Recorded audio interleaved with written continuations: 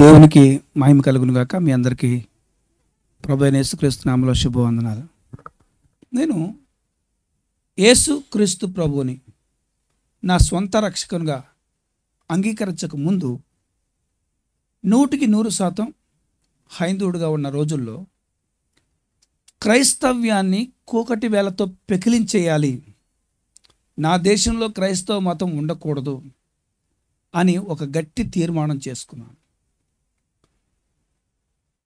అసలు చాప కింద నీరులాగా ప్రవహిస్తున్న ఈ క్రైస్తవ మత వ్యాప్తిని అరికట్టడానికి ఎవడో వచ్చి ఏదో చెయ్యాలని నేనెందుకు చూడాలి, ఈ ఉద్యమానికి నేనే నాయకుడిని ఎందుకు కాకూడదు అనుకున్నాను. నా జీవితంలో నేను ఇంటర్మీడియట్ చదువుతున్న రోజుల్లో 16-17 సంవత్సరాల్లో ఒక తీర్మానం చేసుకున్నాను. నా కంట పడిన ప్రతి క్రైస్తవుని కూడా హిందువుగా మార్చేయాలి, అది నా ధ్యేయం. That was my decision. ప్రతి క్రైస్తవుని హిందువుగా మార్చేయాలి, నేను చచ్చిపోయే వరకు ఇలా చేయాలి, నాకు కొంతమంది శిష్యులను తయారు చేసుకోవాలి, నేను చచ్చిపోయినా ఈ ఉద్యమాన్ని వారు నడపాలి, అది నా ఆలోచన. అరే, అంత కోపం క్రైస్తవం మీద మీకు ఎందుకు కలిగిందని మీరు అడగొచ్చు. ఒక సగటు భారతీయుడికి క్రైస్తవం మీద ఎందుకు ఇలాంటి కోపం ద్వేషం వస్తుందో నేను కారణం చెప్తాను. నేను కూడా ఒక భారతీయుడిగా హైందవుడిగా నాకు ఎందుకు కోపం కలిగిందో చెప్తాను. నేను మొదటిసారి క్రైస్తవుల్ని నా 14వ ఏట చూశాను అనుకుంటా, ఫస్ట్ టైం. అంతవరకు నేను క్రైస్తవుని చూడలేదు, మా వీధికి ఎవరు రాలేదు, ఒక సువార్త పత్రిక ఇవ్వలేదు, ఇలాంటి మీటింగ్ పెట్టలేదు, ఎవరు వచ్చి మాకు సువార్త చెప్పలేదు.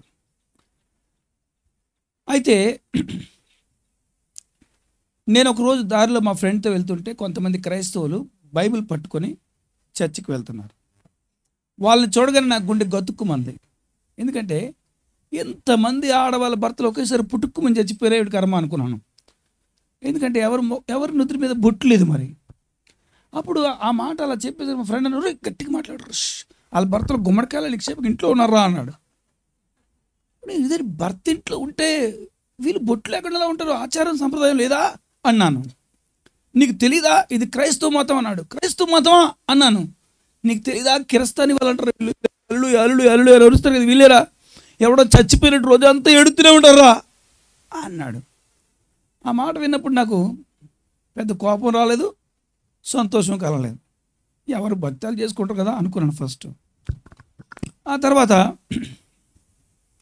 వీళ్ళంటే మనిషిని పూజిస్తారా, నెనగాక మనం పుట్టాడు యేసు ప్రభుని పూజిస్తారా అన్నాడు.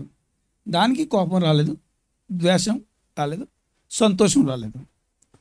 తర్వాత ఒక మాట చెప్పాడు, అసలు సీక్రెట్ చెప్పమంటావా అన్నాడు. సీక్రెట్టా అన్నాను నేను. అప్పుడు వాడికే తెలిసిన సీక్రెట్ వాడికే తెలిసి తెలివైన వాళ్ళలాగా పోజు పెట్టి నా చెవులో నెట్టేశాడు. అది ఏమన్నాడంటే, ఒరే ఈ తెల్లదొరలకి మన దేశం మీద మక్కువ చావలేదురా, అప్పుడు బిజినెస్ పేరు మీద వచ్చాడు, మనం తరిమేశాం, ఇప్పుడు మతం పేరు మీద వచ్చి మనందరినీ మార్చేసి మళ్ళీ మన దేశాన్ని ఆక్రమించుకోనుకుంటున్నారు అన్నాడు.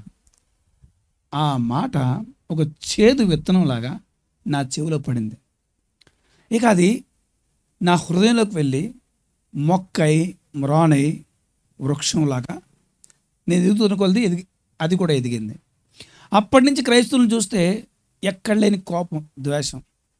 వీళ్ళు ఇంత అమాయకులేంటి, దేశాన్ని తాకట్టు పట్టే పనిలో ఉన్నారేంటి అనుకునేవాడిని.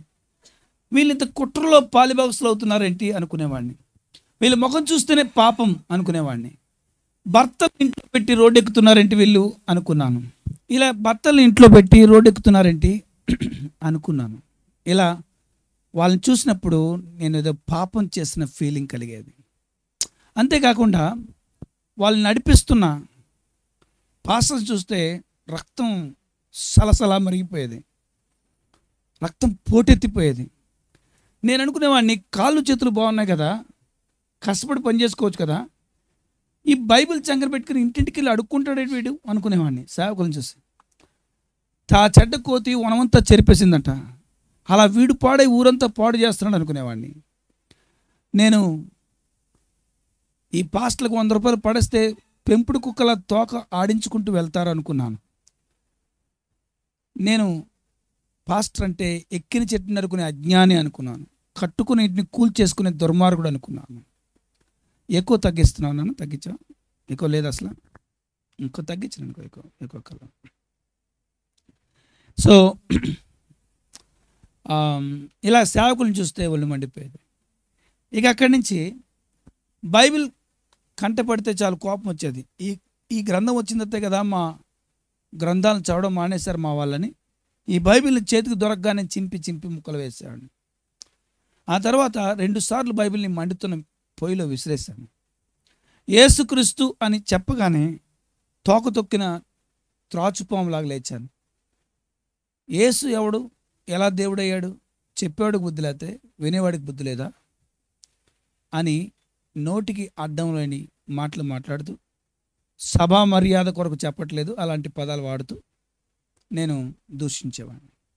ఇలా నా జీవితంలో క్రైస్తవం అంటే ఇష్టం ఉండేది కాదు. నాకు కంటపడిన ప్రతి క్రైస్తవుని హిందువుగా మార్చాలని అనుకున్నాను. నా జీవితకాలం అంతా అలాగే బ్రతకాలనుకున్నాను. నా దృష్టిలో సృష్టి, స్థితి, లయ కారకులు ఎవరో కాదు, బ్రహ్మ, విష్ణు, మహేశ్వరులే. ముక్కోటి దేవతలే ప్రపంచానికి ఆధారం అనుకున్నాను. నేను పుట్టిన నా దేశంలో అభిమానం కలిగి ఉన్నాను. నేను పుట్టిన మతాన్ని ప్రేమించాను. నా దేవతల గ్రంథాలు చదివి ఆనందించాను. ఇలా నా జీవితంలో ఆ భక్తి ఒక పెనవేసుకుపోయింది. ఎక్కువ శాతం నేను ప్రతిరోజు గుడికి వెళ్ళేవాడిని, ఒక్కరోజు కూడా మానేవాడిని కాదు. ప్రతిరోజు అర్చన చేయించుకునేవాడిని. నేను చెవులో పువ్వు, చేతిలో కొబ్బరి చెప్ప లేకుండా ఏ రోజు ప్రజలకు కనిపించలేదు. నుదురు మీద బొట్టు, ఇదే నా ఆహార్యం. అసలు అమ్మలక్కలు నన్ను చూసినప్పుడు మురిసిపోయేవారు. మా బాబాయ్, మా నాయన ఎంత చిన్న వయసులో ఎంత భక్తి అని చెప్పి నేను వస్తుంటే ఇలా అనేవారు.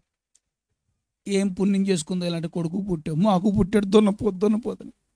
వాళ్ళ పిల్లల్ని తిట్టడం, నన్ను పొగడ్డం నాకు భలే సరదాగా ఉండేది.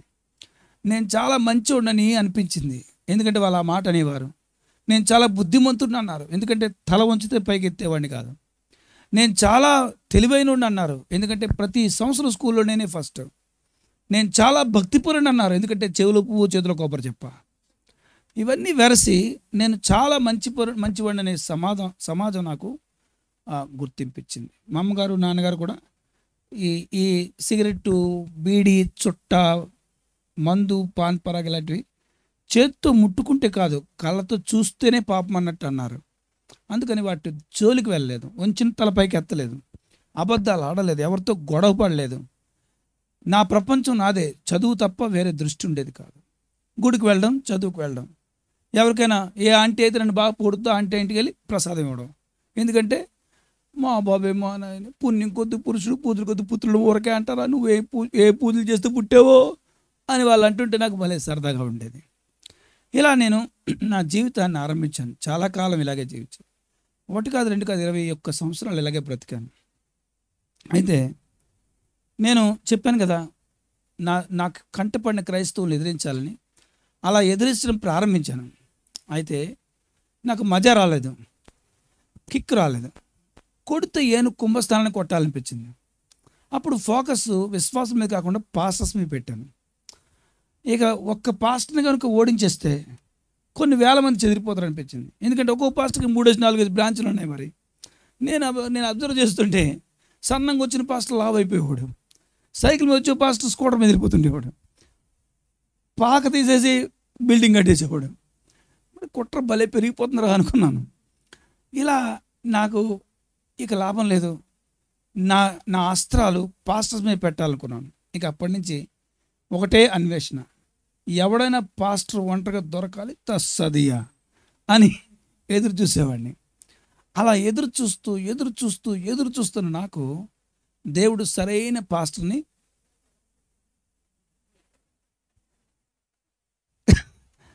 కర్ర వంపు పొయ్యి తీరుస్తున్నాడు కదా, అలాగే ప్రతి మూర్ఖుడు వంపు తీర్చేవాడు ఒకడు ఉంటాడు. నాకు దేవుడు అలాంటి పాస్టర్ని ముందు పడేశాడు. నేను అప్పుడు నా చదువు ముగించుకొని ప్రైవేట్ కంపెనీలో జాయిన్ అయ్యి బెంగళూరుకి 500 కిలోమీటర్ల దూరంలో ఉన్న దాండేలి అనే ప్రాంతానికి వెళ్ళాను. ఈ దాండేలిలో దాండేలి ఫెర్రో ఎల్ఐఎస్ లిమిటెడ్ అనే కంపెనీ ఉంది. ఈ కంపెనీకి విశాఖపట్నంలో నేను చేస్తున్న కంపెనీకి బిజినెస్ లావాదేవీలు ఉన్నాయి. ఆ కారణంగా మా కంపెనీ వాళ్ళు నన్ను అక్కడికి పంపించారు. నేను దాండేలి అనే ప్రాంతంలో బస్ స్టాండ్కి ఎదురుగా ఉన్న స్టేట్ లాడ్జ్ అనే లాడ్జ్లో రూమ్ తీసుకున్నాను. స్నానం చేసి ఆఫీస్కి వెళ్ళాలి, మళ్ళీ వచ్చాను. నా పని ఒక 2-3 నెలలు అక్కడ ఉండి చూడాలి. ఒకరోజు స్నానం చేద్దామంటే సోప్ అయిపోయింది. సరే సోప్ అయిపోయింది కదా అని మెట్లు దిగి రోడ్డు దాటి బడ్డీ కొట్టు దగ్గరికి వెళ్ళి సోప్ కొనుక్కుందామని వెళ్ళాను. దగ్గరికి వెళ్తుండగా బడ్డీ కొట్టులోంచి తెలుగు భాషలో మాట్లాడడం వినిపించింది.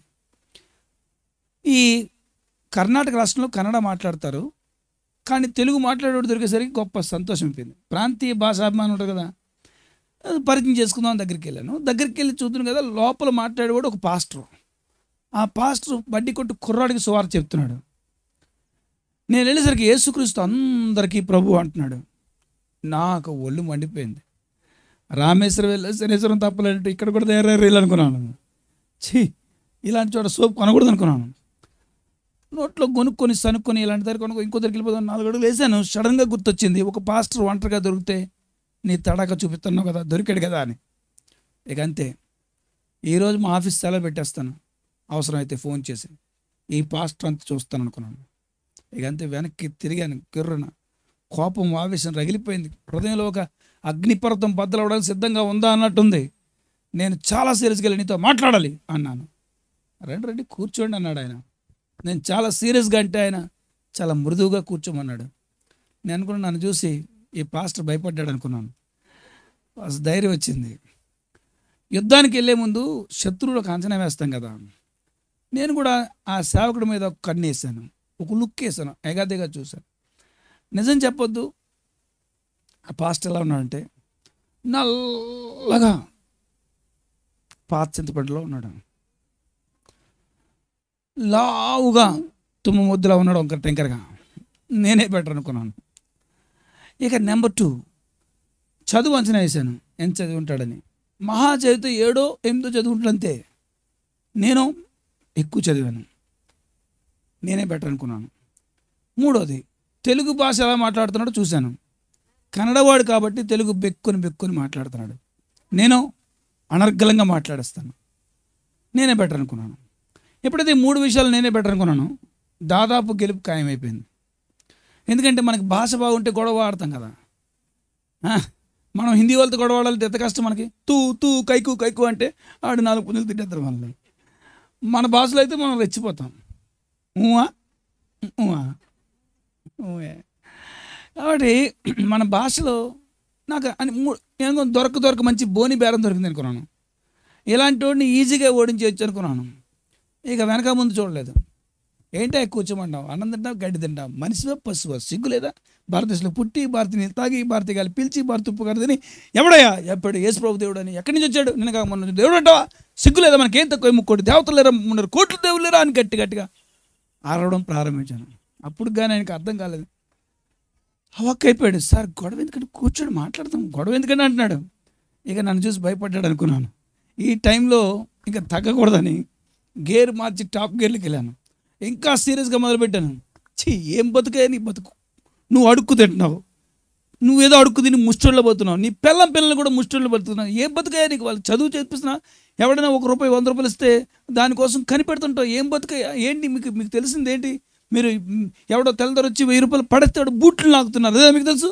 మీరు ఏదో పెద్ద జ్ఞానవంతులు అంటారు, ఏం తెలుసే మీకు?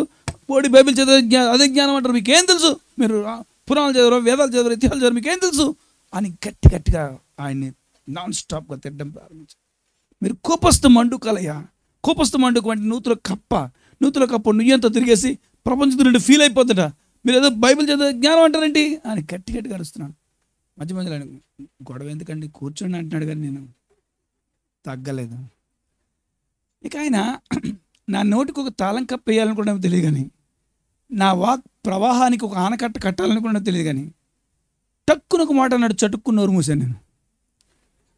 ఒకే ఒక మాట, టక్కున ఆగిపోయాను. ఆయన అంటే సరే ఇందాక నుంచి 3 దేవతలు వాళ్ళందరూ దేవులు కారండి అని నేను చెప్పడం కాదు, నీ నోటితో చెప్పేదాన్ని కంగారు ఎందుకు అన్నాడు. వాట్ అదిరిపడ్డాను. ఏంటి నేను పూజించే వాళ్ళు దేవుళ్ళే కార్యం చెప్పడమే కాకుండా నా నోటితో చెప్పిస్తావా, అంత మనగాడువా నువ్వు అనుకున్నాను. ఇంతవరకు నాతో ఎవడు ఇలా చెప్పలేదు, ఎవరు మాట్లాడలేదు.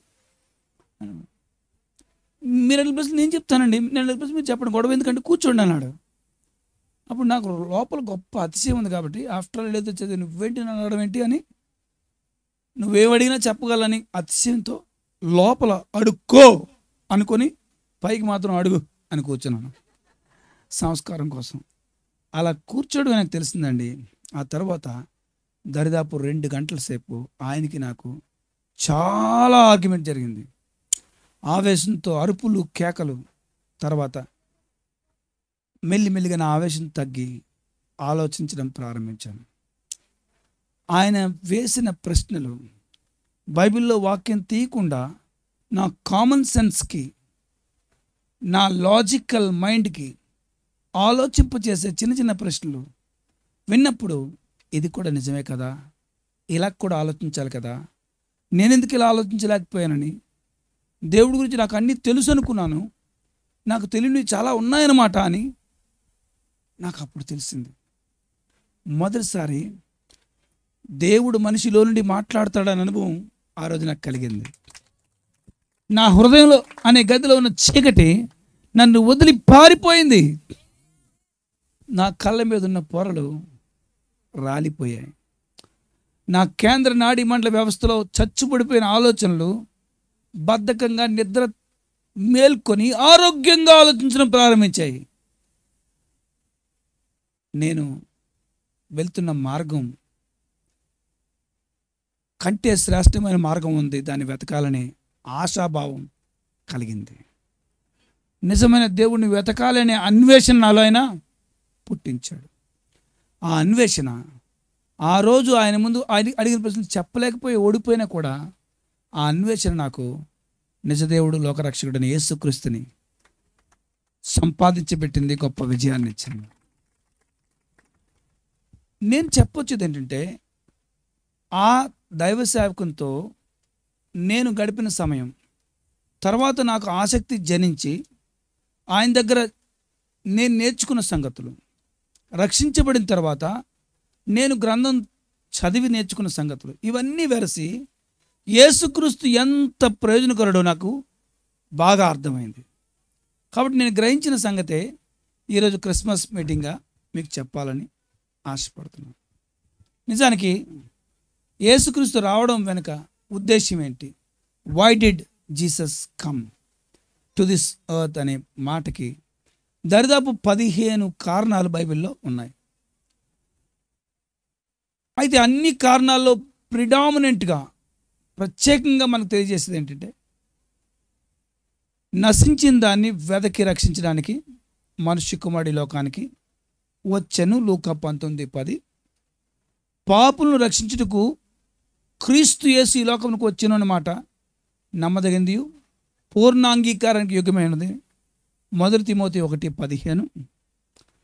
తన ప్రజలను వారి పాపం నుండి ఆయనే రక్షించును, మత్తయి 1:21.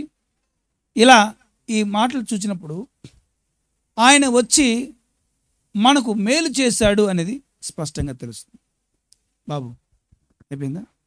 మాట్లాడకుండా కొద్దిగా అయిపోయింది. మీలో సహనం కొంత తగ్గిందని ఇప్పుడు అర్థమవుతుంది నాకు, ఎందుకంటే మీరు అటు ఇటు లేచి తిరుగుతున్నారు కాబట్టి. చూద్దాం, ఇంకా మీరు తోటకూర కాడలా వాడిపోతే ఆపేస్తాను. అంటే కొంతమంది అటు ఇటు తిరుగుతున్నారు కదా, దాన్ని బట్టి మీ ర్యాంక్ చూసి కూర్చోండి అనండి. మీ వైపు నుంచి మీదే బాధ్యత, నాదేం బాధ్యత లేదు. ఇటు ఇటు తిరుగుతూ నేను ఏం చెప్తాను చెప్పండి? అందరూ గుడుగుడు మాట్లాడుతుంటే మూడు పిల్లల్లాగా నోట్లో. కొంతమంది ఇదే వాక్యం చెప్తూనే మాట్లాడుతుంటారు, ఇంకేం లాభం? మీరు చెవులతో వింటారు, నోటితో వింటారు మీ ఊర్లో? అరే దేన్ని ముయ్యాలి, దేన్ని తెరవాలి? అమ్మ నేను అనలేదమ్మా, నేనంటే ఊరుకుంటారా? మీరే మూసుకోండి, మీరే తెరుచుకోండి, వినండి వాక్యం. ఏది నశించిపోయింది, దేన్ని ఆయన వెతికి మనకిచ్చాడు? ఈ ప్రశ్న మనం ఈరోజు విందాం. నిజానికి బాగా వినండి మీరు. ప్రతి మానవుడు కూడా దేవుడు అనుగ్రహించిన మహిమను పోగొట్టుకున్నాడు, పొందలేకపోతున్నాడు. ఎలాగో చెప్తాను వినండి, మీకు చక్కగా అర్థమవుద్ది. మొట్టమొదటిగా దేవుడు చేసిన వ్యక్తి పేరు ఆదాము. ఈ ఆదామును దేవుడు ఎలా చేసాడో తెలుసా? ఆది కాండంలో 1వ అధ్యాయంలో 26, 27, 28 వచనాల్లో మన పోలిక చొప్పున మన స్వరూపంలో నరుని చేయుదుము అని ఆలోచించి ఆ ప్రకారం దేవుని పోలికలో దేవుని స్వరూపంతో నరుని చేశాడు. ఆ చేసిన వ్యక్తి పేరు ఆదాము. ఇంతకీ దేవుని స్వరూపం అంటే ఏంటి? ఈ రోజున అది తెలియకే లోకంలో మనుషులు దేవుని స్వరూపాన్ని చూడలేదు, గ్రహించలేదు. వారి మతిలో పుట్టిన ఆకారాలని దేవుడని చెక్కుతున్నారు.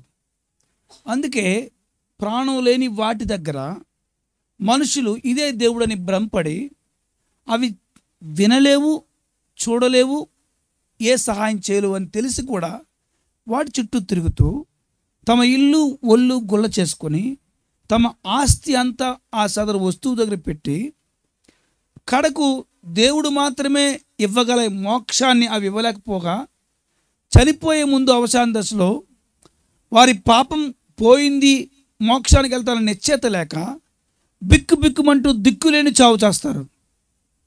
అంతేకాదు నీతిగల దేవుని ముందు నిలబడి పాపంలోనే ఉండి చనిపోయారు కనుక నిత్య శిక్ష అంటే నరకాగ్ని గుండాన్ని వారు అనుభవించబోతున్నారు.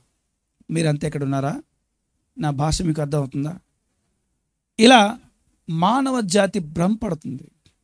అయితే మనం ఆలోచించిన ఆకారం కాదు దేవుడు. దేవుడు ఎలా ఉంటాడు అనే ప్రశ్న కనుక ఈ సమాజం నన్ను అడిగితే, ఈ వాక్యం వింటున్న ఎవరైనా స్నేహితులు నన్ను వచ్చి అడిగితే, ఆ దేవుని స్వరూపాన్ని పరిశుద్ధ గ్రంథం చాలా స్పష్టంగా మనకి తెలియజేస్తుంది. అందులో 4 విషయాలు మీకు చెప్తాను, జాగ్రత్తగా వినండి. మొదటిది యోహాను సువార్త 17వ అధ్యాయం 25వ వచనం. అక్కడ యేసు ప్రభు ప్రార్థన చేస్తూ తండ్రి స్వరూపాన్ని గురించి మాట్లాడతాడు. నీతి స్వరూపుడవగు తండ్రి. చాలండి. అంటే కుమారుడైన క్రీస్తు తన తండ్రి స్వరూపాన్ని వర్ణిస్తూ అన్నాడు, నువ్వు నీతి స్వరూపుయి అన్నాడు. నీతిని స్వరూపంగా ధరించుకున్న వాడవు అన్నాడు. నీతి అనే దానికి ఏ ఆకారం ఉందో ఆ ఆకారమే దేవుడు. అంటే మనం చెప్పాలంటే complete being of righteousness is God. God is nothing but a complete personality with divine righteousness. దేవుని స్తోత్రం కలుగును కాక. దైవికమైన నీతిని కలవాడే దేవుడు అన్నమాట. అంటే దేవుల్లో దుర్నీతి ఉండదు, స్వార్థనీతి ఉండదు, స్వనీతి ఉండదు, మనుష్యనీతి ఉండదు. దేవుని నీతియే అల్టిమేట్ నీతి. మీరంతా ఇక్కడ ఉన్నారా? మీకు అర్థమవుతుందా? ఈ భూమి మీద మనుషులకి సొంత నీతి ఉంటుంది. ఆ సొంత నీతి పనికిరాదు. మిమ్మల్ని ఇలా అడుగుతాను, చెప్పండి. ఒక 100 రూపాయలు తీసుకుని వెళ్ళి బేకరీ దగ్గరికి వెళ్ళి ఎగ్ పఫ్ కొనుక్కొని ఒక 10 రూపాయలు కోకోకోలా కొనుక్కొని తాగలమా లేదా? చెప్పరేంటండి? తాగుతారు. కానీ 100 రూపాయలు కాకుండా 100 రూపాయలంత పేపర్ని కట్ చేసి మీ చేత్తో 100 రూపాయలని రాసుకొని ఒక కోకోకోలా ఇచ్చే పఫ్ ఇమ్మంటే ఇస్తాడా? ఎందుకు ఇవ్వడు? నీ నోటు అది, ప్రభుత్వం ఆమోదించిన నోటు కాదు. మీరంతా ఇక్కడ ఉన్నారా? అలాగే నీతి నీ సొంత నీతి అయితే దేవుడు ఆమోదించడు. పరలోక ప్రభుత్వం ఆమోదించేది దేవుని నీతి అయి ఉండాలి. ఇప్పుడు చూడండి, మీకు ఉదాహరణ చెప్తే అర్థమవుతుంది. ఒక అబ్బాయి ఒక అమ్మాయి మీద దారి కాసి యాసిడ్ పోసేశాడు. స్త్రీలందరూ వచ్చి అలాంటి మానవ మృగాన్ని ఉరి తీయాలని అన్నారు. అంటారనరా?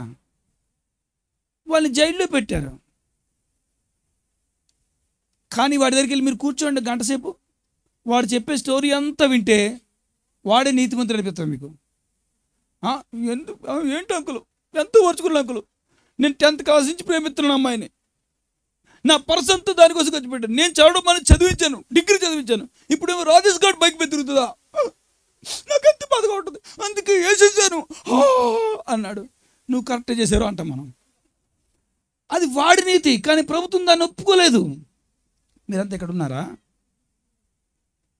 ఒక భార్య భర్తని రోకల బండితో చంపేసింది, చాలా పగిలి చచ్చాడు. అందరూ అన్నారు, ఏమని మనిషి మృగం, అసలు మొగుడిని చంపుకుంటారు, మాకు ఉన్నారు మొగుళ్ళు, చంపుకున్నామా ఇలా అంటారు పెద్దగా. ఆవిడ జైల్లో పెడుతుంది, మీరు వెళ్ళి కూర్చోండి. ఆవిడ భర్త ఎంత టార్చర్ పెట్టాడు చెప్తుంటే, ఎలా బలించో తల్లి, నువ్వు ఇంకా 10 సంవత్సరాలు, నేనైతే 2వ సంవత్సరం చంపేది నువ్వు అంటావు. అది ఆమె నీతి, దేవుడు ఒప్పుకోడు. ఇలా మనం మన సొంత నీతిని దేవుని నీతిగా మార్చకూడదు. దేవుడు అనుగ్రహించే నీతిని పొందుకుంటేనే దేవుని రాజ్యం చేరుతాం. అలాంటి నీతితో దేవుడు ఆదామును చేశాడు. దేవునిలో ఉన్న స్వరూపం ఆదాముకి ఇచ్చాడంటే, దేవునిలో ఉన్న ఆ నీతిని ఆదాములో దేవుడు ఉంచాడు అని అర్థం. కాబట్టి దేవుడు కూడా ఇప్పుడు ఆదాము కూడా దేవునిలాగే నీతిమంతుడు.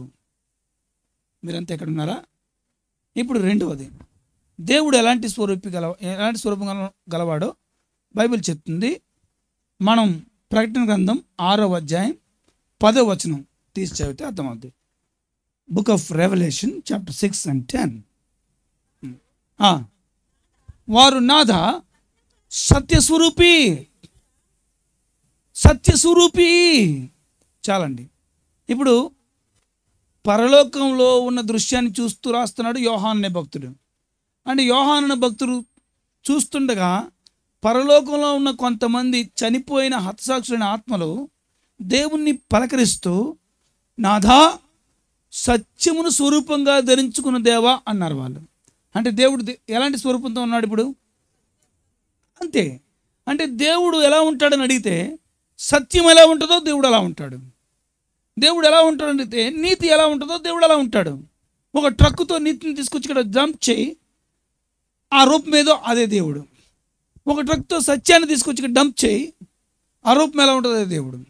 అంటే సత్యం అంటే కంప్లీట్గా God is complete form of truth. అర్థమవుతుందా?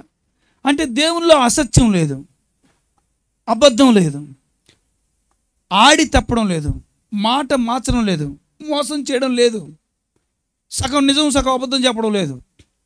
ఒకవేళ ఈ లోకంలో ఎవరైనా దేవుడు అని అంటే వాడిలో కంప్లీట్గా సత్యం ఉందో లేదో మీరు చూడాలి. ఈ లోకంలో ఎవరైనా దేవుడు అని అంటే వాడు నిజంగా దైవనీతి కలిగి ఉన్నాడో లేదో చూడాలి.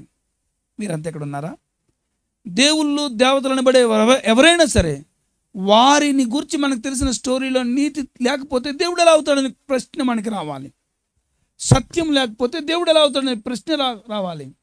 దేవుడైతే కంప్లీట్గా సత్యాన్నే ఆశ్రయించాలి. ఏ పరిస్థితుల్లో కూడా బొంకకూడదు, అబద్ధం ఆడకూడదు. మీరంతా ఎక్కడున్నారా? దేవుడు సత్యవంతుడు. ఇప్పుడు ఆ సత్యాన్ని తీసుకొచ్చి ఎక్కడిచ్చాడు? ఆదాములోని వేశాడు. ఇప్పుడు ఆదాము ఎలా తయారయ్యాడు? నీతితోనూ సత్యంతోనూ సృష్టించబడ్డాడు. ఇప్పుడు మూడవది, యోహాను వ్రాసిన మొదటి పత్రిక 4వ అధ్యాయం 8వ వచనం. అక్కడేముందంటే, దేవుడు ప్రేమ స్వరూపి. ఎలాంటి వాడు చెప్పండి? దేవుడు ప్రేమతో నిండినవాడు. అంటే అర్థం ఏంటి? దేవునిలో ద్వేషం ఉండదు, అసూయ ఉండదు, కక్ష ఉండదు, పక్షపాతం ఉండదు. అది దేవుడు అంటే. దేవుడు అని చెప్పుకున్న వారిలో ఉంటే, దేవుడు ఒక వర్గానికి కొమ్ము కాసి ఇంకో వర్గానికి అన్యాయం చేస్తే, దేవుడు కూడా మోసం చేస్తే, దేవుడు కుయుక్తి పనితే దేవుడు కాడు. మీకు అర్థమవుతుందా?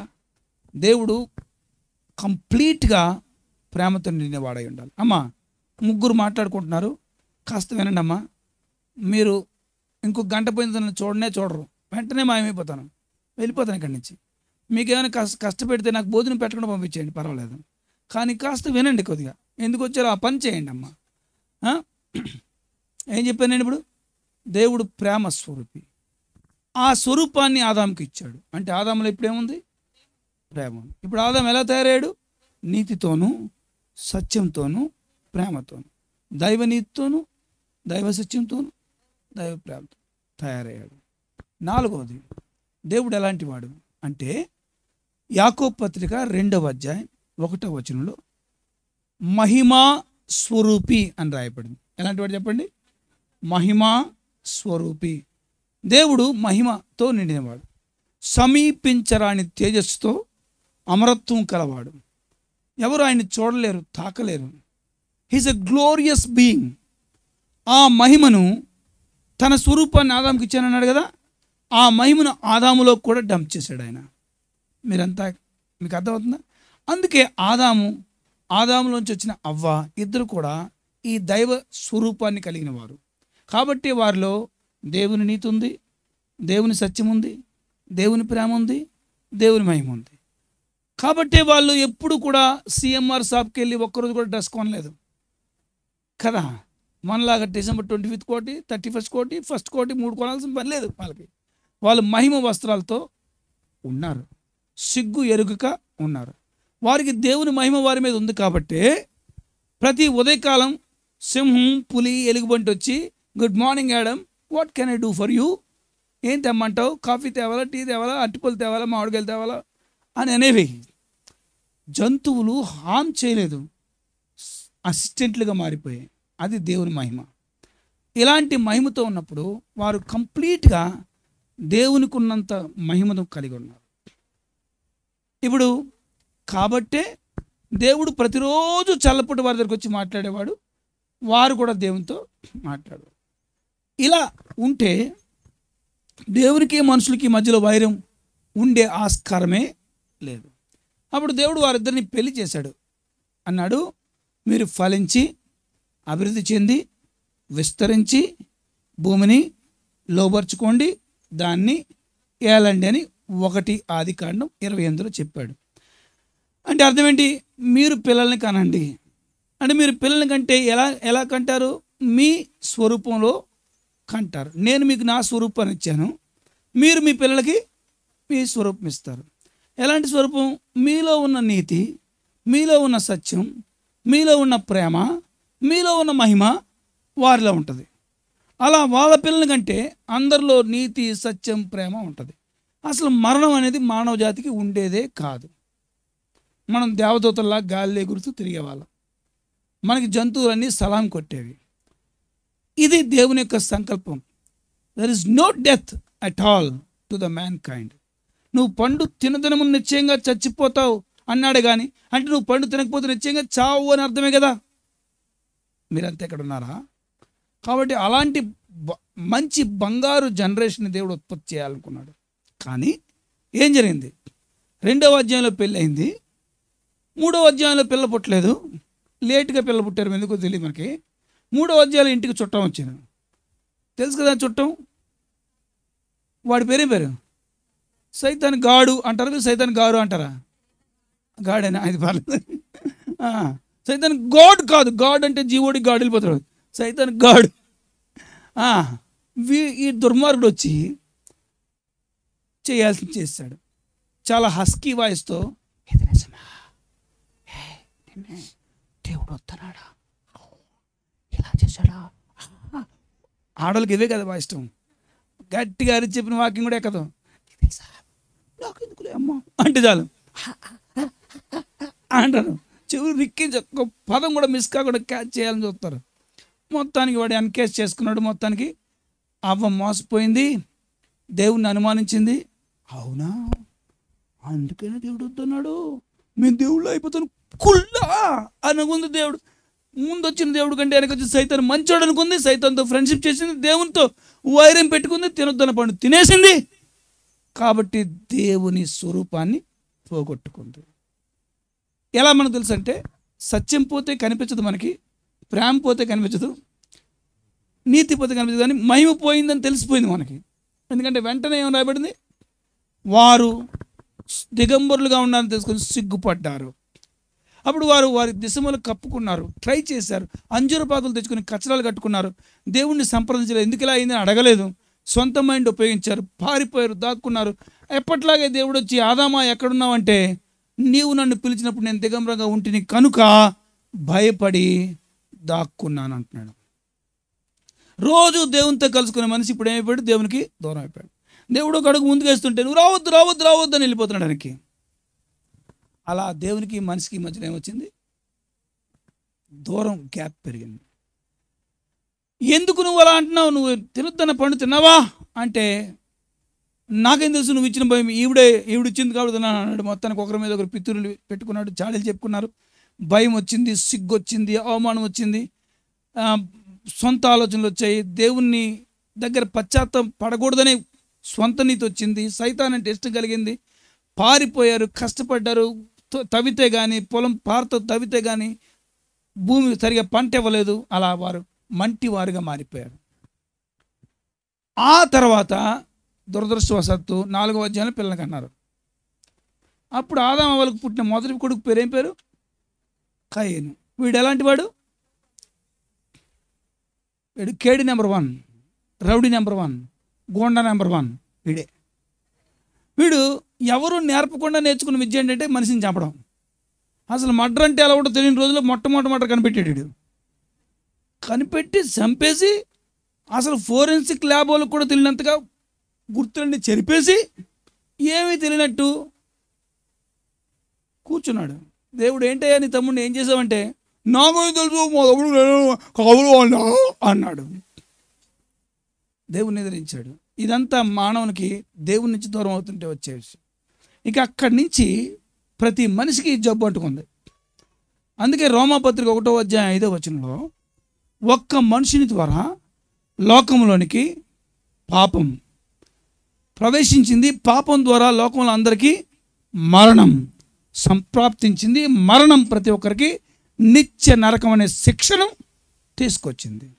మీరంతా ఎక్కడ ఉన్నారా? కాబట్టి మానవ జాతి దేవుని స్వరూపాన్ని కోల్పోయి నశించిపోతుంది. ఇది మనం గ్రహించాలి. ఈ రోజున ప్రతి మనిషి కూడా దేవుని మహిమను పోగొట్టుకొని పొందుకోలేక దేవునితో ఉండే భాగ్యాన్ని అర్హతను కోల్పోయి దూరం అయిపోయాడు. దేవునికి దూరం అయిపోయిన తర్వాత దేవుడు వారిని తన దగ్గరికి రానివ్వలేదు, వెళ్ళగొట్టాడు అని రాయబడింది. వెళ్ళగొట్టాడు, వెళ్ళేదాకా కొట్టాడు అనమాట. బయటికి పొండని మళ్ళీ వచ్చేస్తారేమని గేట్ వేసేసి ఖడ్గజాలు పెట్టాడు అనమాట. ఇక వాళ్ళు మళ్ళీ రాలేదు. దేవుడు అన్నాడు, అమ్మా వినండి, యెషయా 1:12లో నా సన్నిధికి నేను రానిచ్చిన వాడు ఎవడు అన్నాడు. ఎవడు? Who asked you to come to me? I don't know to see your face. యెషయా 59వ అధ్యాయంలో రక్షించ నేరకు ఉన్నట్లు యెహోవా హస్తము కురుచు కాలేదు, విననేరకు ఉన్నట్లు యెహోవా చెవులు మందం కాలేదు. అయితే మీ పాపాలు కారణంగా నేను ఆలకించలేకపోతున్నాను, నా ముఖం మీకు చూపించలేకపోతున్నాను. అర్థమవుతుందా? కాబట్టి దేవునికి నరునికి మధ్యలో చాలా వైరం పెరిగిపోయింది. ఇలా వైరం పెరిగిపోయినప్పుడు నిజదేవుని చూడడానికి ధైర్యం చాలని మనిషి వాడికి నచ్చిన రూపాలతో విగ్రహాలు చేసుకుని ఇదే దేవుడని సాగిలపడడం ప్రారంభించాడు. అలా విగ్రహారాధన ప్రారంభమైంది.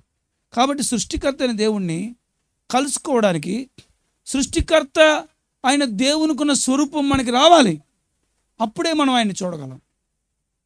మీరంతా ఇక్కడ ఉన్నారా? ఆ అట్మాస్ఫియర్ మనకు వస్తేనే అక్కడ ఉండగలం మనం. నీటిలో ఉండాలంటే మీరు ఎంతసేపు ఉంటారు చెప్పండి నీటిలోకి వెళ్ళి? ఎందుకంటే మీరు అలా డిజైన్ చేయబడలేదు. నీటిలో ఉండాలంటే మీరు ఏం చేయాలి తెలుసా? ఒక స్విమ్ సూట్ వేసుకొని ముఖం చుట్టూ ఒక గోళంలో పెట్టుకుని లోపల ఆక్సిజన్ పెట్టుకొని ముక్కు తగిలించుకుంటే భూమి మీద వాతావరణం క్రియేట్ చేసుకున్నప్పుడు లోపల ఉంటారు మీరు. అలాగే మీరు అంతరిక్షంలోకి వెళ్తే వేరే గ్రహంలోకి వెళ్తే అక్కడ కూడా ఆస్ట్రోనట్ డ్రెస్ వేసుకోవాలి, అక్కడ కూడా కొండ పెట్టుకోవాలి, లోపల ఆక్సిజన్ పెట్టుకోవాలి. భూమి మీద వాతావరణం తీసుకెళ్తే తప్ప ఉండలేరు. అలాగే పరలోక రాజ్యంలో అడుగు పెట్టాలంటే ఆ వాతావరణం ఇక్కడ పొందుకోవాలి. అది ఇక్కడ దొరకట్లేదు. అది ఎవరిస్తారు? భూమి మీద ఎవరైనా తయారు చేస్తారా? కోల్పోయిన దేవుని సేవకు దైవ ముద్రలు ఇవ్వడానికి భూమి మీద ఏ మనిషికైనా అర్హత ఉందా? కాబట్టి మనిషిలో ఈ రోజున దైవ స్వరూపం పోయి సైతాను స్వరూపం వచ్చింది. మీరు గమనించండి, ఇది నిజమో కాదో మిమ్మల్ని అడుగుతున్నాను. ఎంత భయంకరమైన కార్యాలు జరుగుతున్నాయి ఈ రోజున. ఎక్కడైనా నీతి కనిపిస్తుందా? ప్రేమ కనిపిస్తుందా? సత్యం కనిపిస్తుందా? చెప్పండి. మహిమ గురించి అలా వదిలేండి, కనిపిస్తుందా? కొన్ని ఉదాహరణలు మీ ఊర్లో కూడా జరుగుంటాయి. మా ఊర్లో జరిగిన ఉదాహరణలు 2-3 చెప్తానండి.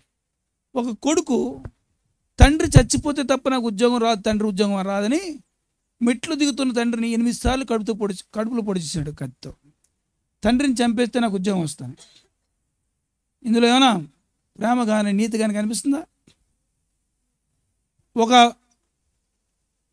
కొడుకు కోళ్ళు తల్లిని, అమ్మ ఎలాగో రేపు పంప చచ్చిపోతావు కదా అని చెప్పి మంచం తీసుకెళ్ళి శ్మశానంలో పడుకోబెట్టారు. ఇక్కడే చచ్చిపో, మాకు కొద్ది పని తగ్గుతుందని. అలాంటి వాళ్ళు లేరా? చెప్పండి. ఒక అమ్మాయి సెల్ ఫోన్లో చాటింగ్ చేస్తుంది ప్రియుడితో అని అమ్మ తిట్టింది. ఏంటే ఇలా చేస్తున్నామని తిట్టింది కదా అని అమ్మాయి ఆ రాత్రి అమ్మ పీక కోసేసింది బ్లేడ్తో పడుకున్న తర్వాత.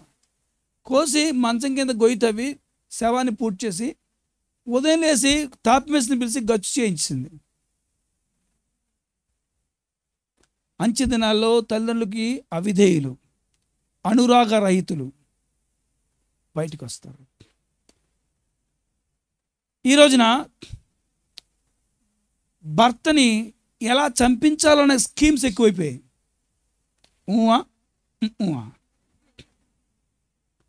ఈ అక్రమ సంబంధాల వలన ఎలా చంపించాలి, ఎలా ప్లాన్ వేసి, అసలు ఎంత ప్లాన్లు అంటే సినిమాలో కూడా జరగలేని ప్లాన్. ఒక ఆవిడైతే ఎక్కడ శవాన్ని పూడ్చిన పోలీసు కనిపెడుతున్నారని భర్తను చంపించేసి ముక్కలు నరికేసి పచ్చడి పెట్టేసి 10 జాడీలు ఎక్కించేసింది. అందరూ ఆకాయ పచ్చడి, మాకాయ పచ్చడి పెడతారు. ఇప్పుడు భర్త గారు పచ్చడి పెట్టింది, మా ఆయన పచ్చడి పేరు.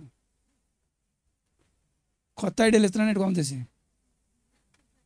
అలా జరుగుతుంది, అవునా కదా? ఒక అమ్మాయి భర్తను వదిలేసి 1.5 సంవత్సరం పాపతో ప్రియుడి దగ్గరికి వెళ్ళిపోయింది. వాళ్ళిద్దరూ రాత్రిపూట ప్రేమగా ఉన్నప్పుడు అమ్మాయి ఏడుస్తుందని ఆ తండ్రి విసుక్కున్నాడు. మనకు పిల్లలు పడతారు కదా, దాన్ని తెచ్చామని. అందుకని ప్రియుడి కోరిక తీర్చడం కోసం ఆ అమ్మాయిని, 1.5 బిడ్డని రోకల బండితో తల పాల్గొట్టేసి చంపేసింది తల్లి. చంపేసి పెరట్లో గొయ్యి తవ్వి కప్పేసింది. తర్వాత వర్షం పడింది కాబట్టి ఆ మట్టి పైకి వచ్చేసి శవం బయటకు వచ్చింది. ఆవిడ కుక్కలు వచ్చి పీక్కుని తింటుంటే కాలనీ అంతా చూసి గగ్గోలు అయిపోయింది. మీ చుట్టూ ఇలాంటివి జరగట్లేదా? 2 సంవత్సరాల పిల్లల్ని కొనుక్కొని ఫ్రై చేసుకుని తింటున్నారు కొంతమంది, ఇంటర్నెట్లో కనిపిస్తుంది. 6 ఏళ్ల పాపని కనికరం లేకుండా 4 కలిసి రేప్ చేస్తున్నారు. స్కూల్కి వెళ్తే టీచర్ని నమ్మలేకపోతున్నాం, పోలీస్ స్టేషన్కి వెళ్తే పోలీసుని నమ్మలేకపోతున్నాం. ఎక్కడైనా ప్రేమ ఉందా? ఎక్కడైనా దైవ నీతి ఉందా? ఎక్కడైనా సరే మీరు మచ్చుకైనా సరే సత్యం ఉందా? This is the condition of this human beings, humanity నౌడేస్. దేవునికి దూరమైన మనిషి పతనమైపోతున్నాడు, నశించిపోతున్నాడు. మరి దీని నుంచి ఎలా బయటికి రావాలి? ఎవరు బయటికి తీసుకొస్తారు? మనం ఈ పాపం కడిగేసుకోవాలనే ప్రయత్నం చేసినా కూడా అది సాధ్యమవదు. ఎందుకంటే మీరు చేసిన పాపాలేమో గుట్ట లాంటివి, కొండ లాంటివి, తల వెంట్రుకల కంటే ఎక్కువ. మీరు పుణ్యం చేసి పాపాన్ని ఎలా కడిగేసుకుంటారు చెప్పండి? మీరు అంతే ఎక్కడ ఉన్నారా? అంటే ఇలా అనుకుందాం, ఒక తక్కిడి తీసుకొని నీ పాపాలన్నీ వదిలేసామనుకోండి, కాంట త్రాసు కిందకి వెళ్ళిపోయింది. ఇప్పుడు అలా అంటారు, మేము పాపాలు చేసాం పుణ్యాలు కూడా చేసాం కదండి అన్నారు కదా. ఏం పుణ్యం చేసావు అబ్బాయి అని అడిగాం. ఏం పుణ్యం చేసావు అంటే సేవలకి పంచదార వేసావు అన్నాడు. 1 అని వేసావు. ఇంకేంటి, నీ వేసవకాలం నీళ్ళు ఇచ్చాం 2, 4 భోజనాలు పెట్టాం 3, గుడి కడుతుంటే సిమెంట్ బస్తా ఇచ్చాం 4, పలకలు ఇచ్చాం, పుస్తకాలు ఇచ్చాం 5, ఇంకేం చేసామే అన్నాడు భార్యని. ఏమోనండి అందైనా 1 కోటి పాపాలు చేసి 7 పుణ్యాలు చేసి కరిగేసుకుంటావా నువ్వు? పాసిబిలిటీ ఉందా చెప్పండి? It is impossible to wash out your sins with your good deeds. నీ పుణ్యకార్యం వల్ల పాపాన్ని ఎప్పుడు కూడా నువ్వు కడుక్కోలేవు. అందుకనే రోమా 3:20 చెప్తుంది, ధర్మశాస్త్ర సంబంధమైన క్రియల వలన ఏ మనుష్యుడు నీతిమంతుడిగా తీర్చబడలేడు. నీవు చేసే ధర్మక్రియల వల్ల నువ్వు నీతిగా మారలేవు. నీ బలహీనతను ఎన్కేస్ చేసుకోవడం, కొంతమంది ఇది చెయ్యి అది చెయ్యి, అక్కడికి వెళ్ళి ఇక్కడికి వెళ్ళు, ఇచ్చేసిరా అది తీసుకురా, జీడిపప్పు తీసుకొచ్చి దేవదోసి మా ఇంట్లో పడే, ఆడు జీడిపప్పు వండుకోవడం అంటారు. కానీ వాడు కట్టిన పోయెత్తులు తాయెత్తులు పోములు రాగిరేకులు రక్షరేకులు యజ్ఞాలు ఏవైనా సరే నీ పాపాన్ని కడగలేవు, వాడి పాపాన్ని కూడా కడగలేవు. మీరంతా ఎక్కడ ఉన్నారా? ఇది మానవ జాతికి అంటుకున్న వైరస్ లాంటిది. కరోనా వైరస్ మీలో వచ్చిందో లేదో నాకు తెలియదు, కానీ పాపం అనే వైరస్ మాత్రం అందరిలోనికి వచ్చింది. చెప్తున్న నాకు, వింటున్న నీకు. కొంతమంది అంటారు మేమేం పాపం చేయలేదు అంటారు. బైబిల్ చెప్తుంది అంతకంటే పెద్ద అబద్ధం ఇంకోటి లేదంటది. పాపం లేదని చెప్పేవాడే అబద్ధాల పోటీలు నెంబర్ 1 గెలిచినట్టు అనమాట. ఎందుకంటే నీలో పాపం లేదు, నువ్వంటే నీలో సత్యమే లేదు, నిన్ను మోసం చేసుకుంటున్నావని 1 యోహాను 1:7-8 రాయబడింది. కాబట్టి పాపం లేదనుకోవడం నీ పిచ్చి, నీ అమాయకత్వం. ఒక అన్నాడు నాకు తెలిసి బుద్ధి తెలిసి అందరికీ మేలు చేసిన పాపం చేయలేదండి అన్నాడు. పాపం చేయలేదా?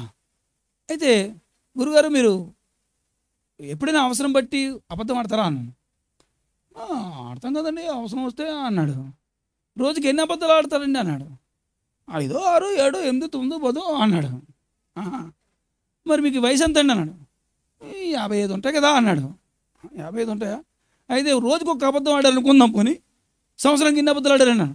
365, 50 సంవత్సరాలకి ఎన్ని అయ్యాయి అన్నాడు. 50 సంవత్సరాలకి అప్పుడు కానీ అర్థం కాలేదు దీనికి.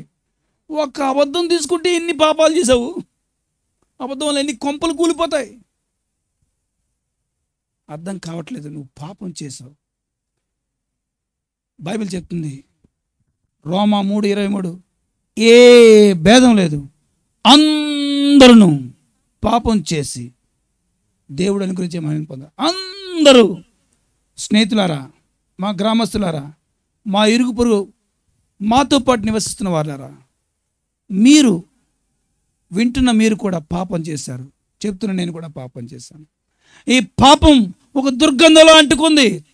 Who ever you may be, irrespective of caste, color, creed, culture, you are a sinner. But you know this truth. ప్రతి ఒక్కరు కూడా పాపం చేశారు. బైబిల్ చెప్తుంది ప్రసంగి 7:20 పాపం చేయకుండా మేలు మాత్రమే చేసే నీతిమంతుడు ఒక్కడు కూడా లేడు. ఒక్కడు కూడా, not even single human being. అంటే అర్థం ఏంటి? మేలు చేసేవాళ్ళు ఉన్నారు, కానీ పాపం చేయకుండా మేలు చేసేవాళ్ళు లేరు. అంటే మీకు ఉదాహరణ చెప్తే మీకు అర్థమవుతాయేమో. ఇప్పుడు ఇంటింటికి పట్టుచీర ఇచ్చాడు అనుకోండి ఒక నాయకుడు, రాజకీయ నాయకుడు, అది మేలే కదా. కానీ దానికి ఉద్దేశం ఏంటి? మీ అందరూ ఓట్లు నాకు వేసేయండి అమ్మా అని, అవసరం 2-3 గుద్దేయండి అంటాడు. ఊహా ఊహా అంటే ఏదో ఒక స్వార్థంతోనే మేలు చేసేవాళ్ళు ఉన్నారు, కానీ పాపం చేయకుండా మేలు చేసేవాడు ఎవడున్నాడు? అలా పాపం చేయకుండా మేలు చేస్తేనే నీతి, కానీ పాపం చేస్తూనే పాపంలోంచి మేలు చేస్తారు. 5 కోట్లు తింటాడు, 50 లక్షలు ఇస్తాడు మనకి. కాబట్టి nobody on this planet is righteous. Roma 3:11 నీతిమంతుడు లేడు, ఒక్కడు కూడా లేడు. కాబట్టి ఈ రోజున మన కండిషన్ ఇలాంటిది. మనం అవినీతిలో ఉండిపోయాం, పాపంలో ఉండిపోయాం, దుర్గంధంలో ఉండిపోయాం. ఏ మనిషి దీన్ని ప్రక్షాళన చేయలేడు.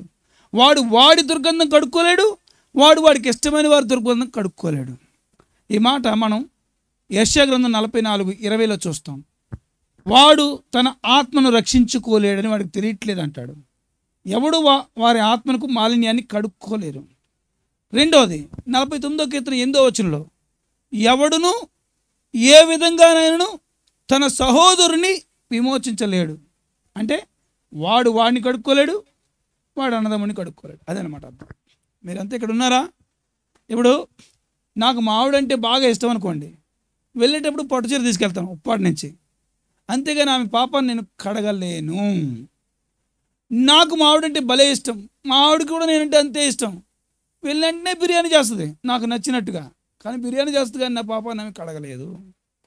మా ఇద్దరు పుట్టిన కొడుకు అంటే మాకు ఇష్టమే, కావాలని వాడికి బైక్ కొనిస్తాం 1,50,000 పెట్టి, కానీ వాడు చేసిన పాపాలు మేము కడగలేము. ఒక మనిషి మరో మనిషి పాపాన్ని కడగలేడు. వాడు ఎవడైనా సరే, ఒక మత నాయకుడు అవ్వచ్చు, మత స్థాపకుడు అవ్వచ్చు, ఒక పెద్ద ప్రవచనకర్త అవ్వచ్చు, సైంటిస్ట్ అవ్వచ్చు, శాస్త్రవేత్త అవ్వచ్చు, డాక్టర్ అవ్వచ్చు, యాక్టర్ అవ్వచ్చు, సెలబ్రిటీ అవ్వచ్చు, ఎవడైనా సరే వాడు పాపం చేశాడు. కొంతమంది అంటారు నేను తెల్లగా పుట్టానండి, నాలో పాపం ఉందా? తెల్లగా పుట్టి తెల్లపాపి అంతే. నల్లగా పుట్టానండి నల్లపాపి. మగవాడినండి మగపాపి, ఆడపిల్లండి ఆడపాపి. పొడుగ్గా ఉన్నానండి పొడుగు పాపి, పొట్టండి బావయ్య పొట్టి పాపి. లావుగా ఉన్నానండి లావు పాపి, సన్నగా ఉన్నానండి సన్న పాపి. పెద్ద కులం అండి పెద్ద కులం పాపి, చిన్న కులం అండి చిన్న కులం పాపి. మొత్తానికి నువ్వు పాపి, ఏ భేదం లేదు. నీ పాపపు జాగులు నిన్ను నిత్య నాశనాన్ని తీసుకెళ్తున్నాయి. నువ్వు నశించిపోతున్నావు. ఈ నశించిపోతున్న నిన్ను కడుక్కోలేవు, ఎవరి ద్వారా కడగబడలేవు. ఇలా ఉంటే నువ్వు చచ్చి నరకానికి వెళ్తావు. అందుకని ప్రేమగల దేవుడు నీ పాపడాగులు కడిగి మరలా దేవుని స్వరూపాన్ని నీకు ఇవ్వాలని సంకల్పించి ఈ లోకానికి అందుకు సరిపడే దివ్య ఔషధమైన పరిశుద్ధ రక్తాన్ని కార్చడానికి శరీరుడిగా ప్రత్యక్షమయ్యాడు. ఆయన పేరు యేసు ప్రభు. దేవుని స్తోత్రం. అదే క్రిస్మస్. యోహాను 4:24 ప్రకారం దేవుడు ఆత్మ. యోహాను 1:1 ప్రకారం దేవుడు వాక్యం. అంటే ఆత్మకి శరీరం లేదు, వాక్యానికి శరీరం లేదు, అవసరం లేదు కూడా. అసలు అవసరం లేకుండా కార్యాలు చేశారు వాళ్ళు.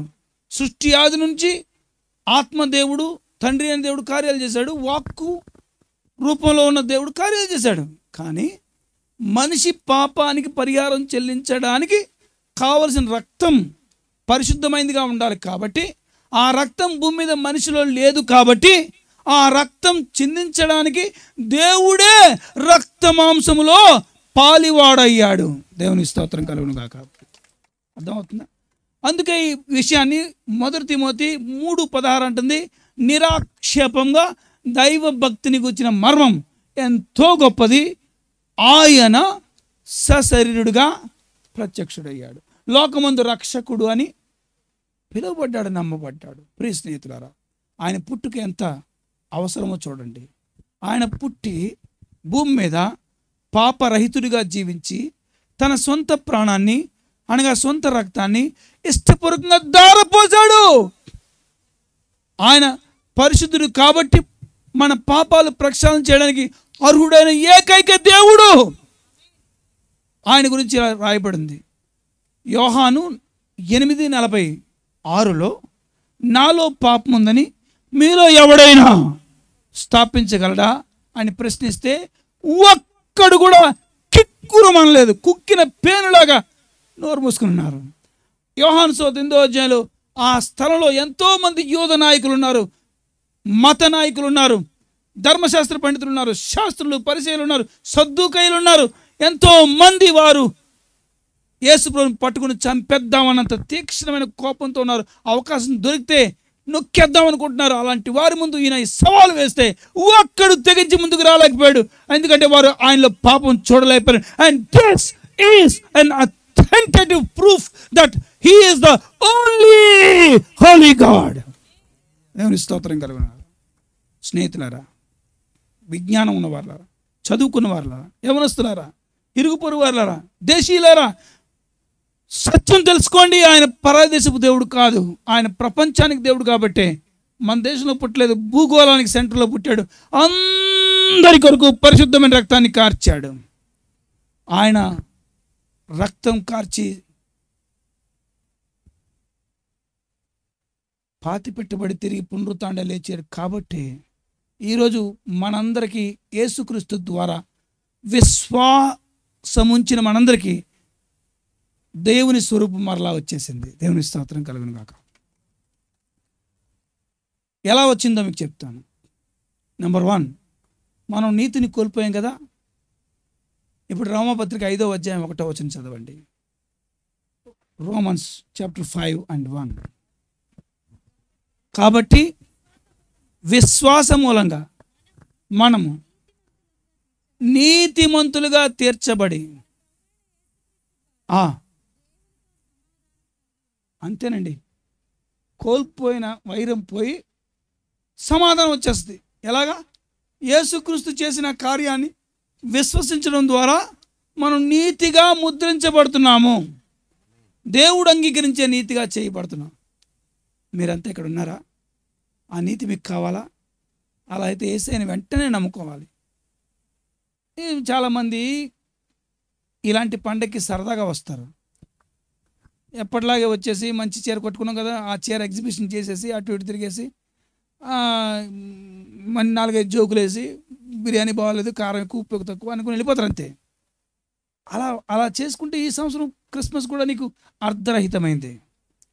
నీకు ఆ స్వరూపం ఇవ్వడానికి దేవుడు చేసిన త్యాగాన్ని గుర్తిస్తే నువ్వు ఆ నీతి కోసం తహతలాడతావు. ఆయన నీ హృదయంలోకి రాకపోతే ఆ నీతి నీకు రాదు, ఆ స్వరూపం నీకు రాదు. అలా కాకపోతే నువ్వు సైతాను స్వరూపంలో ఉన్నావు. నువ్వు ఇవాళ రేపు చచ్చిపోతే నిత్య నరకానికి వెళ్ళిపోతావు. కాబట్టి ఈ రోజున వయసుతో సంబంధం లేకుండా పిల్లలైనా, యవనస్తులైనా, వృద్ధులైనా, ఎవరైనా సరే, ఐఎమ్ ఛాలెంజింగ్ యూ టుడే. ఈరోజు నీ హృదయానికి పుట్టడానికి అవకాశం ఇవ్వు. ఆయన రక్తం నేను నీతిగా చేస్తుంది. దేవునితో ఉన్న వైరాన్ని తొలగించి మరలా దేవునితో ఐక్యపరుస్తుంది. మీరంతా ఎక్కడున్నారా? మీకు అర్థమవుతుంది. నీతిని కోల్పోయావు, నీతిని ఇచ్చాడు. రెండోది, సత్యాన్ని కోల్పోయావు. ఇప్పుడు సత్యాన్ని దేవుడు ఎలా ఇచ్చాడు? యేసుక్రీస్తు లోకానికి వచ్చిన తర్వాత ఆయన మాదిరి జీవితం, ఆయన మరణం, ఆయన పునరుత్థానం ద్వారా మనిషికి కలిగిన మరొక లాభం ఏంటంటే, ఆయన వెళ్ళిపోతూ ఇలా ప్రార్థన చేశాడు. యోహాను 17:17 సత్యమందు వారిని ప్రతిష్ఠ చెయ్యము, నీ వాక్యమే సత్యం. అంటే వాక్యములో మనల్ని చేయడం ద్వారా సత్యములో మనల్ని ఉంచుతున్నాడు అనమాట.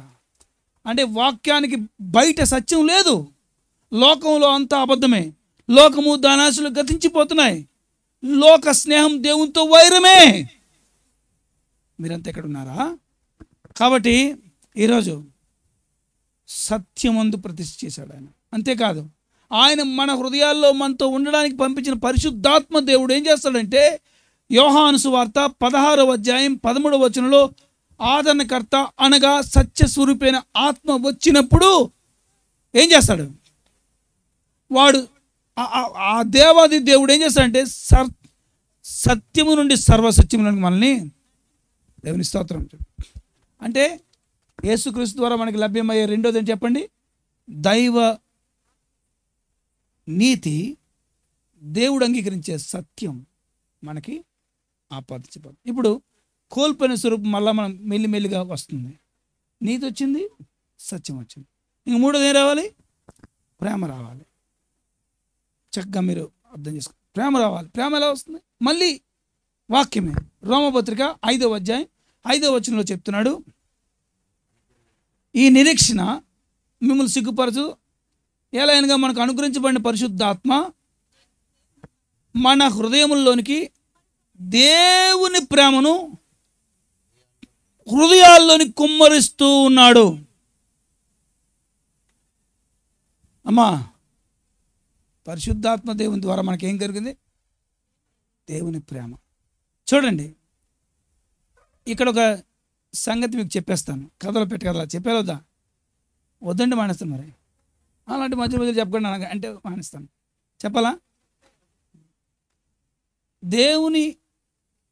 దేవుడు లోకం ఎంతో ప్రేమించును. ఆ ప్రేమలో మీరున్నారా? ఉన్నారు. మీకు కావాల్సిన ప్రేమ ఆయన చూపించాడా? చూపించాడు. అలా మీకు కావాల్సిన ప్రేమ చూపించడమే కాకుండా మీ హృదయంలోనికి ఎక్స్ట్రా ప్రేమను కుమ్మరిస్తున్నాడు అన్నమాట. ఎందుకో? మనం ప్రేమించాలని. చెప్పబడండి. అయితే మనం ప్రేమిస్తున్నామా? అత్తను ప్రేమించం, మామను ప్రేమించం అంటాం. ఆ ముసలి సత్యగారిని చూడండి పోగమంటాం. అసలు భర్తనే ప్రేమించరు కొంతమందికి. పైకి మాత్రమే భార్య భర్తలు, లోపల మాత్రం పెద్ద కోల్డ్ వారు, 15 రోజులు మాట్లాడుకోవట్లేదు. ఎవరినైతే ప్రేయర్ మీద రండి టిబిట్ అంటున్నాడు అంతే. అప్పుడే మళ్ళీ తర్వాత ఈవిడ ఇటు తిరుగుతుంది, ఆవిడ అడు తిరుగుతుంది, పడుకుంటారు అంతే. కూరగాయలు అయిపోయాయని చెప్పు డాడీకి అందా మమ్మీ. ఈవిడ అది కూరగాయ విన్నానులే తెచ్చి పెడతాను చెప్పుదా మమ్మీకి అన్నాడు. ఇప్పుడు ఫుట్బాల్ తిరుగుతుంటుంది అమ్మాయి మధ్యలోనే. ఎన్ని రోజులు అయిందో సమాధానం లేకుండా ఊవా ఊవా. మీ జీవితాల్లో ప్రేమ ఉంటే, ప్రేమ కుమ్మరించబడితే ఆ ప్రేమను ఇతరులకు పంచాలండి. అందుకే కదా ఎక్స్ట్రా ఇచ్చాడు దేవుడు. కాబట్టి దేవుని ప్రేమతో నింపబడేలా చేసే దేవుడే. కాబట్టి ఈ రోజున కోల్పోయినవన్నీ యేసుక్రీస్తు ద్వారా మనకు వస్తాయి. ఆయన చనిపోయి పునరుత్థానం లేచిన తర్వాతే ఆయన అన్నాడు, మిమ్మల్ని అనాథలుగా విడిచిపెట్టను, మీతో ఉండడానికి పరిశుద్ధాత్మ పంపిస్తున్నాడు. కాబట్టి ఆయన అనుగ్రహించిన పరిశుద్ధాత్మ మనకి కార్యం చేశాడు. ఆయన ఇచ్చిన వాక్యం మనకి కార్యం చేస్తుంది. ఆయన కట్టిన సంఘం మనకి కార్యం చేస్తుంది. సంఘం కూడా సత్యానికి స్తంభమే. 1 యోహాను 3:15 ప్రకారం ఆ సంఘం సత్యానికి స్తంభం. కాబట్టి ఈ రోజున మనకు కోల్పోయిన నీతి కానీ, సత్యం కానీ, ప్రేమ కానీ యేసుక్రీస్తు ద్వారా మనకి తిరిగి వస్తుంది. ఇక వేరే విధంగా ఎక్కడ వచ్చే ఆస్కారమే లేదు లోకంలో. అందుకని యేసుక్రీస్తు అందరికీ అవసరం. అందుకే క్రిస్మస్ మనందరికీ ఆనందం. అందుకే యేసుక్రీస్తు ద్వారా మాత్రమే మనం మోక్షానికి చేరగలం. 3 మనకు వచ్చాయి. ఇంకేం రావాలి చెప్పండి? మహిమ రావాలి. ఆ మహిమను ఈరోజు ప్రభు మీకు సప్లై చేస్తున్నాడు. ఎలా సప్లై చేస్తున్నాడంటే, మనం ఎఫెసీయులకు రాసిన పత్రిక 5వ అధ్యాయం 27వ వచనం చదువుతాం. అక్కడ ఏముంటుందంటే 22, 27 కలిసి ఉంటాయి. అక్కడ ఏముంటాయంటే, పురుషులారా మీ భార్యలను ప్రేమించుడి అని, అటువలే క్రీస్తు కూడా సంఘమును ప్రేమించి ముడతైనను కలంకమైన డాగైన మట్టి అట్టిదేది లేకుండా పరిశుద్ధమైంది గాను నిర్దోషమైంది గాను మహిమగల సంఘముగాను ఆయన తన ఎదుట దాన్ని నిలబెట్టవలనని వాక్యము చేత ఉదక స్నానం చేయిస్తున్నాడు. చెప్పకూడదమ్మా? అంటే వాక్యం వింటుండగా మీకు తెలియకుండా మీలోనికి మహిమ ప్రవేశిస్తుంది. ఆ మహిమ దేవుడు అంగీకరించే మహిమ. లోకం దాన్ని చూడలేదు, కానీ సైతాన్ని కూడా చూస్తాడు ఆ మహిమని. భయపడతాడు మనం చూసి. లోకం గమనించదు, కానీ నువ్వు మహిమ పొందుతున్నావు. మహిమ పొందుకుంటూ ఒక రోజుకి మహిమ గల సంఘంగా మారిపోతావు. అందుకే మనం చనిపోయిన తర్వాత కడబోరం రోగానే మనకి మహిమ గల దేహాలు వచ్చేస్తాయి. మనకి ఆ మహిమ గల ప్రత్యక్షత కోసం సృష్టి యావత్తు తేరి చూస్తుంది ఆ రోజు కోసం. బైబిల్ చెప్తుంది, కొరింథీయులకు రాసిన 2వ పత్రిక 3వ అధ్యాయం 17వ వచనం. ఈ మాట చదువుతాం. 2 కొరింథియన్స్ 2 కొరింథీ 3:17.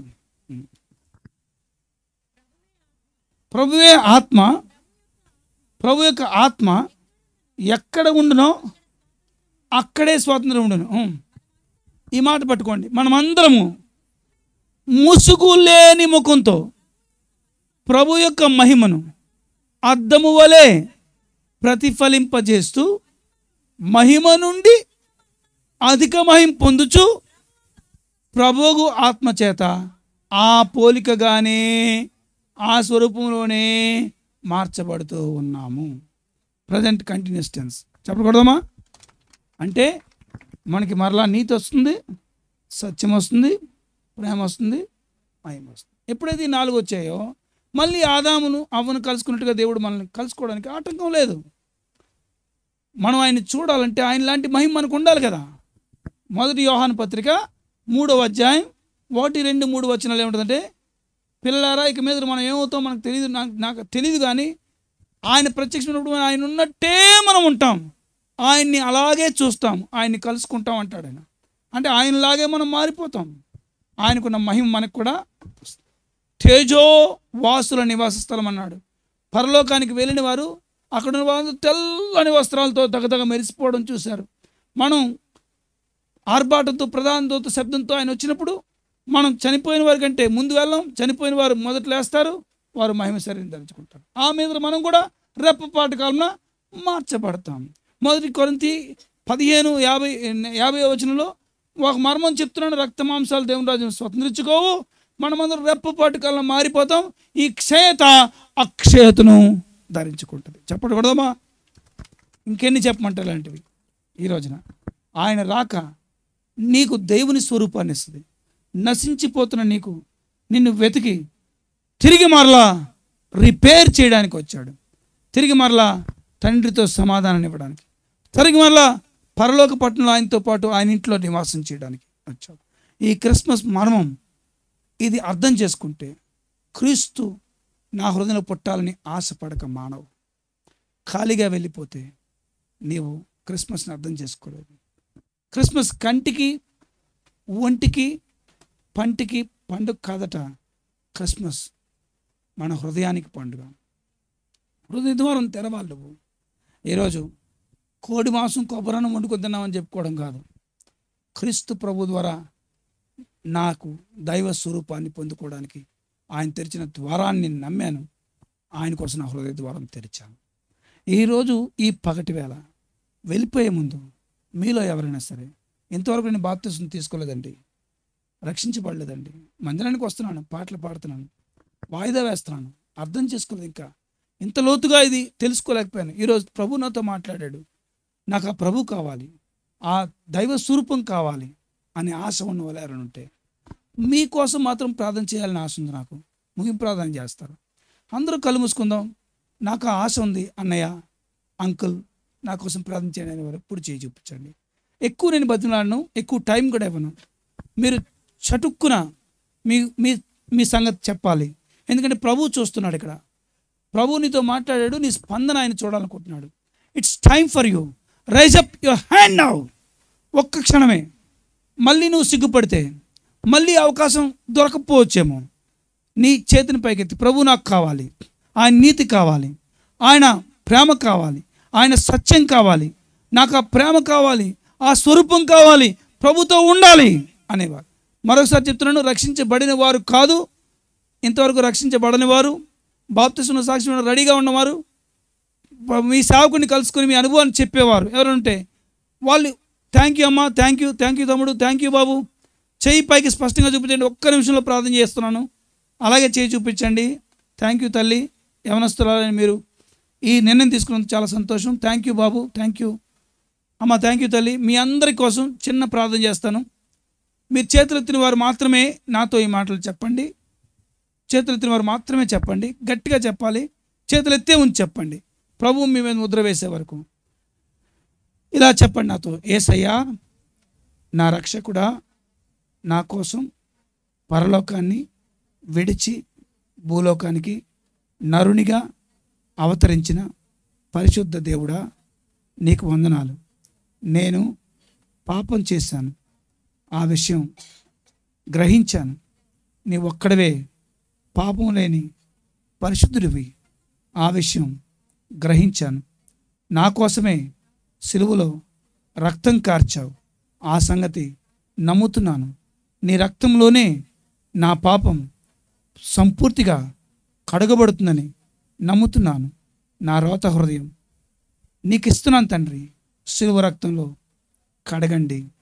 కోల్పోయిన దైవ స్వరూపం కడపటి ఆదాముగా మీరు మాకు అనుగ్రహించండి. తండ్రితో సమాధానాన్ని ఇవ్వండి. పరలోక రాజ్య పౌరుషత్వం ఇవ్వండి. మీ కొరకు నమ్మకంగా జీవించాలని ఆశ ఉంది. బాప్తిస్మలో సాక్ష్యం ఇవ్వడానికి ఆశ ఉంది. గతించిన పాత జీవితాన్ని పాతిపెట్టి క్రొత్తగా క్రీస్తు సైనికునిగా నీకోసం బ్రతకాలని ఆశ ఉంది. నన్ను మమ్మల్ని అంగీకరించండి తండ్రి. యేసునామములో అడుగుచున్నాం తండ్రి. థ్యాంక్ యూ అండి. God bless you.